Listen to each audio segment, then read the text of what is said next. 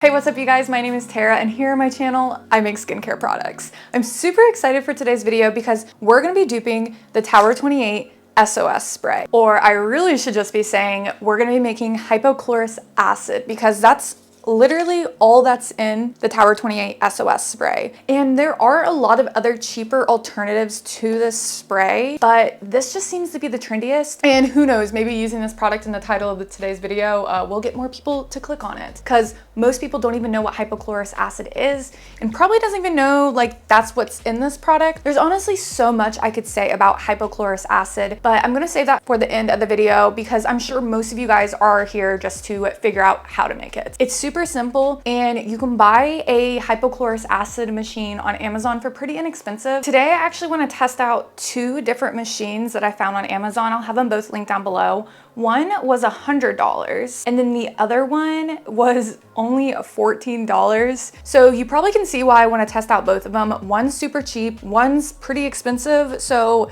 let's see if the more expensive one is better than the cheaper one, or does the cheaper one even work? Let's find out. So first up, I want to try the $100 machine because this was actually the first one I picked out and the one that I gravitated towards because I really like that it has a pitcher and it also comes with 2 spray bottles, I believe. I don't know, let's just open it up and find out. All right, so it's actually a few hours later and I've tested out this machine. I'm glad I did because I ran into some user issues. It wasn't the machine, it was just me and my own stupidity. But let me go through with everything that's included so you guys can see what it comes with. Okay, you got this base. The cord plugs into the back of it. The pitcher comes with a lid, and then you can even move the pitcher over to the spout to pour it out. Pitcher goes on top of here. Then it comes with this little measuring cup. Inside this measuring cup is where you would fill this up with your non-ionized salt. You don't have to fill this up with salt. I'm probably not gonna put salt in there, but then the scoop is used to scoop out the salt, level it off. There you go. And then inside of this cap, it says 4 milliliters. I don't know if you guys can see it,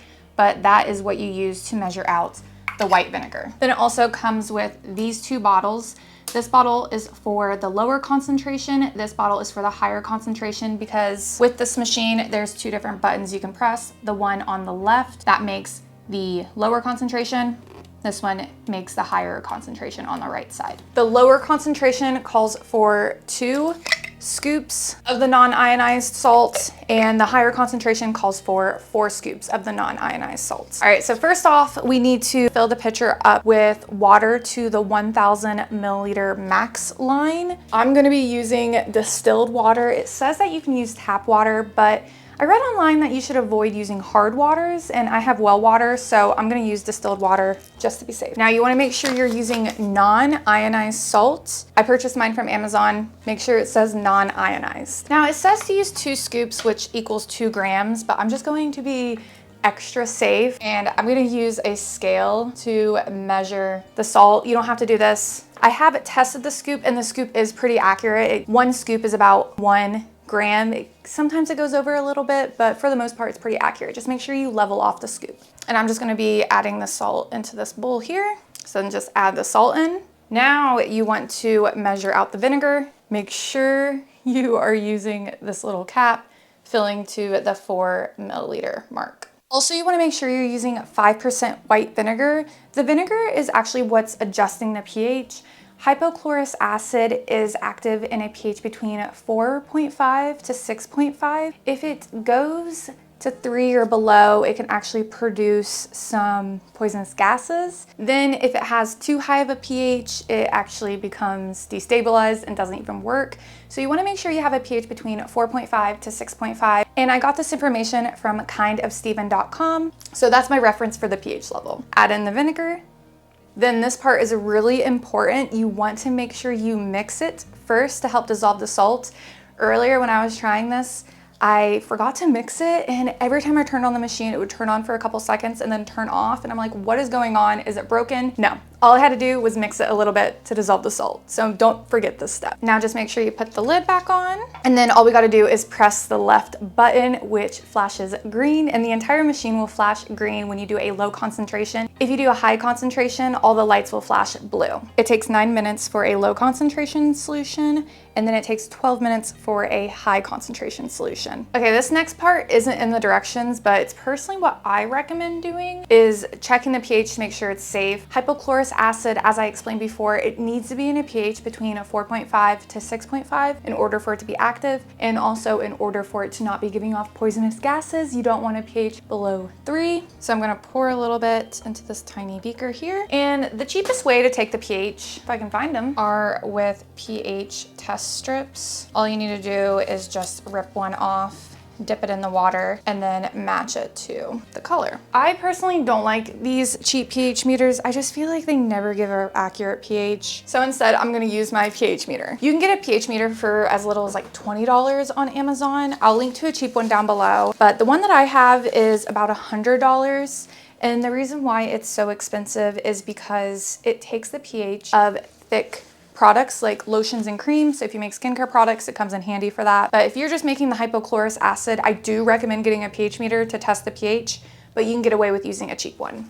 That's typically what people use for a pool, is a cheap pH meter. So let's check with my nice pH meter. And the pH came out to be exactly 4.5. Oh, now it's jumping back down. It's jumping anywhere between 4.8 to 4.5, which is fine as long as it's not below 3. I actually took the pH of the Tower 28 spray and the pH was 4. Do whatever you want with that information. So I actually bought some spray bottles to store this in. I'll link below to where I got these on Amazon, because this isn't gonna be enough bottles and they only want you to put the low concentration in this one and then the high concentration in this one. Let's go ahead and fill up this. So I do want to mention that you shouldn't use hypochlorous acid on metals. It can corrode metals. And initially I was like, oh, I can use the hypochlorous acid to sanitize my equipment, but a lot of my equipment is actually stainless steel, metal. So don't use it to sanitize your equipment unless it's not metal. And this ended up making a total of 3 8-ounce bottles and then about half of another 8-ounce bottle, roughly 28 ounces. There you go. Now for the next hypochlorous acid machine, I don't like it as much. I don't think it's as user-friendly. All it is this cord right here. Doesn't even come with a plug. I'm so sick and tired of things not coming with plugs anymore. So make sure you have the adapter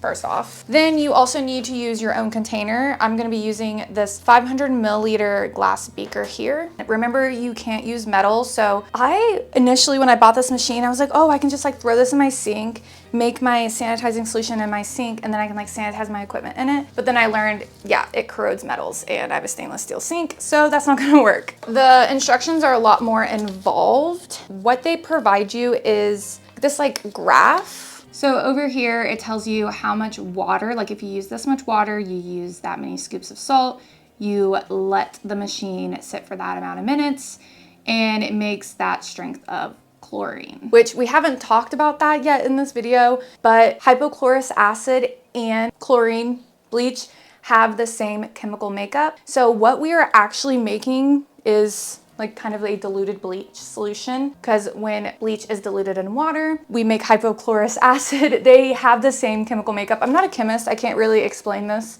accurately, but kind of Steven has an entire post all about it, so go check that out. Lab Muffin Beauty also has a TikTok, probably a reel as well, but I seen the TikTok, I didn't see the reel explaining it as well. I'll link that down below as well, but yeah. They're the same chemical makeup. It's just the hypochlorous acid made with salt and vinegar seems to appeal to people more because it seems like natural, but really the chemical makeup is no different. What I don't like about this one is it doesn't mention anything about pH at all. I think I read the directions as accurately as I can. You know, sometimes you miss things, but I'm not seeing anything about pH.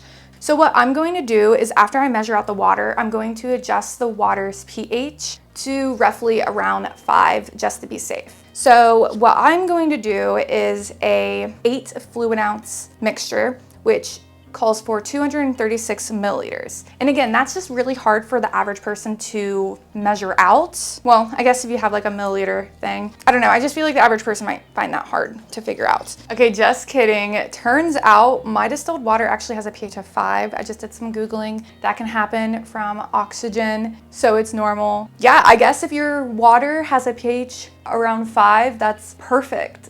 And mine does. I used distilled water earlier and it was from a different jar and it did not have a pH of 5. So that's why I thought I had to lower the pH, but I guess not. So yay. Okay, moving on. Now that we know we have a safe pH level for the hypochlorous acid, we don't have to add in the vinegar.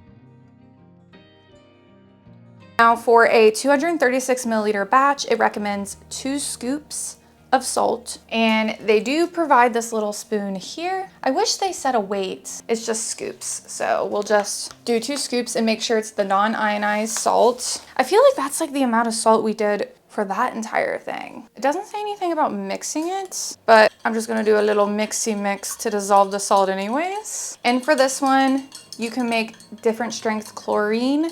I don't remember if I said that or not. So we're doing that one there with 2 scoops, and we can either leave it for 5, 10, or 20 minutes, and that will make different concentrations of chlorine. So if you want it stronger, let it sit in there longer. If you want it weaker, let it sit in there shorter. Since I'm ready to get this show on the road, we're just going to do 5 minutes. Also, another thing you can do with the hypochlorous acid is test the chlorine levels. They did include some strips with this cheaper one, but it doesn't come with the guide to match colors. But I mean, I guess I can go off that a little bit. I can kind of read it. All right, now we just need to submerge that thing in here, which just feels so not right since it's an electronic, and then plug it in. And it just immediately starts as soon as you plug it in. There's no buttons. I'm not sure how well this shows up on camera, but it starts producing like bubbles, kind of like what the picture one was doing with all the bubbles, but it's just a little smaller machine. Oh yeah, I need to set a timer for 5 minutes. See you in 5 minutes. So it's been a little over 5 minutes. Make sure you unplug the machine before pulling it out of the water. I actually didn't read that anywhere in the directions. It just seems like the way to do it. And then it just says to clean and dry it. I don't know how you would clean it, I guess. I'm just gonna dry it. This one really doesn't have a lot of instructions, to be honest. Anyways, there you go. Let's check the pH just to be safe. It should be somewhere around 5. That's what it was before we used the machine. Oh, it raised. Oh gosh, the pH is like really high now. Okay, don't like this machine. It literally doesn't say anything about adjusting the pH, because the fact that it's literally a pH of 8.6. That's higher than even just the natural pH of water. Okay, I don't like this machine. Because what am I supposed to do? Lower the pH? Like, most people who are probably buying this really doesn't want to do all of that. Okay, I don't know. If there's something I'm like missing about this machine, I don't like it. Not a fan. I guess we can try these little chlorine strips for fun. Dippy dip that in there. Okay, whoa, it did actually change the colors. Whoa. I mean, according to this chlorine test, it does say there is some chlorine in it. See, like that's a pretty dark color. You probably can't tell, but it's matching up to be about 300, which is exactly what we were shooting for with how long we left it in there. Because if you leave it longer, there'll be more chlorine. So I don't know. I don't recommend that machine unless you are very informed on the whole procedure. This is so much more worth the money, I think. I think you would use this more often too. I don't know. I'm not a big fan of the cheap one. If you have any information on how to use this accurately, please let me know down in the comments below. So before I let you guys go today, there are just a few notes that I took on hypochlorous acid that I want to share with you guys. I think I already mentioned this, but I think this just does a better job at wording it. This is from hyposource.com. I also found tons of other sources that said something similar to this. Hypochlorous acid is the same chemical element chlorine as bleach, sodium hypochlorite, and is the active disinfectant agent in bleach. So essentially, you'll hear from a lot of like chemists and scientists. They'll explain to you there's literally no difference between just a diluted bleach solution and hypochlorous acid. So if you don't want to buy one of these machines to make hypochlorous acid, then diluting bleach and water is still the same thing. But it does seem like, especially with this whole natural movement, non-toxic and stuff, people really like the idea of hypochlorous acid more because it seems more natural. But really, when you compare it to diluted bleach, it's literally no difference chemical-wise.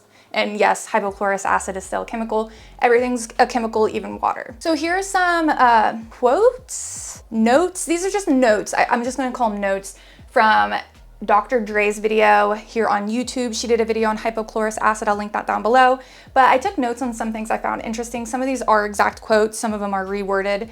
Like she said, hypochlorous acid is naturally made by our bodies to fight bacteria, fungi, and viruses. So hypochlorous acid is already in our body. Like I said, we are made up of chemicals. I know a lot of people fear chemicals, but there's nothing to fear. It's the concentration that makes the poison, not the chemical itself. Hypochlorous acid is a very weak acid that is formed when chlorine is added into water. It's used as a sanitizing agent to treat pool water and treat drinking water. And again, those are quotes from Dr. Dre's video. She also says that it could help with eczema because it can help calm down itch and it clears up the bacteria causing the itch. She also mentions that it could be useful to use when you're sweaty. So like if you've been out and about and you're sweating a lot, or you're just sweating because you're in a room with the AC off like me, you can use some hypochlorous acid on your face and that helps get rid of the bacteria to help prevent some acne. Now, none of this stuff has been proven for the benefits of hypochlorous acid on the skin. These are all just theories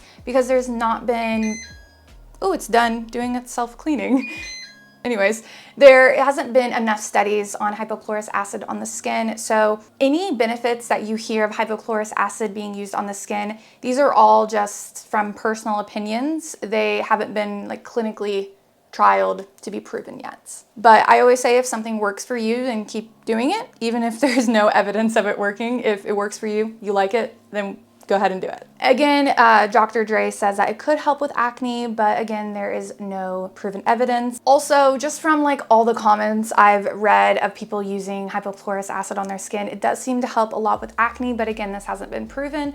But hey, if you find a product and all of a sudden your skin's clearing up, I understand why you want to keep using it. So if you found that it's cleared your acne, go ahead and keep using it. If your skin's doing great with it, why not? And also, if you do suffer from a lot of acne, I mean, it's worth a shot trying to add it to your skincare routine to see if it helps, even if it technically hasn't been proven yet. And also, hypochlorous acid is safe for children, teens, pets, adults. So there are some side effects. Again, this is from Dr. Dre. There could be side effects of dryness and itching, which this is my own personal opinion, what I'm about to say. I was using the Tower 28 spray on my face, not regularly, but I did notice like the time I started using it, I did notice my face started to dry out a bit and I ended up with a lot of itching around here. I can't technically say for sure it's because of the hypochlorous acid. It's just the itching and irritation started around the same time. But again, I can't say for sure unless I went ahead and tried it again on my face, but I don't know, I kind of just don't want to deal with that itching again, so I don't feel like trying it again right now. After I bought the Tower 28 spray, I did use it on my face for a bit, and then I experienced itching, and I was like, let's go back to my normal routine. And then I just ended up using it to disinfect my couch and my bed. Just every morning I would spray my bed, spray my pillow. I've seen people in the comment section saying that can help, you know, with like acne or like keeping your face clean while you sleep, helping acne there. So I don't know, I like that idea. So that's what I'm gonna be using the hypochlorous acid for. And again, I might try it on my face again, just for experimenting purposes to see if it dries out my skin and makes it itch. So Dr. Dre also talks about how hypochlorous acid could interfere with the efficiency of other ingredients like vitamin C and retinol. But again, we don't really know for sure because we don't have a lot of studies of it being used on the skin. So she recommends if you're gonna be using it, spray it on your face and let it dry completely before using anything else on top. But yeah, she also mentions that outside of wound healing, there really isn't a lot of research when it comes to cosmetic skincare use, which I feel like I've said that many times. And then information I got from kindofsteven.com. I mentioned this before, the pH of a hypochlorous acid needs to be between 4.5 to 6.5. A higher pH destabilizes it. A lower pH than that can produce poisonous gases. So we don't want that.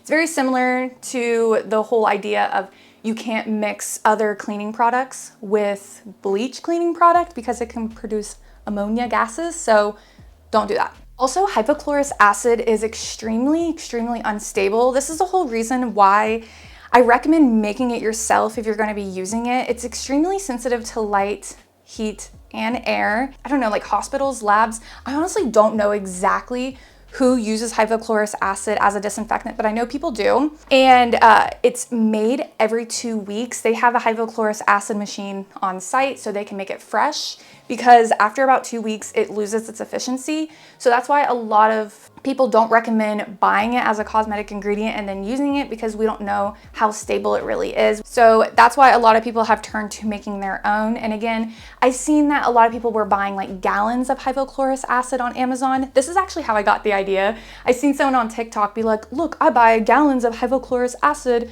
to sanitize my home. And then someone in the comments was like, hey, you should actually buy smaller containers because it destabilizes really easy and you probably don't use it all up in time, or you can just buy your own hypochlorous acid machine. And then someone else replied in the comments like, those machines are so expensive, they're thousands of dollars.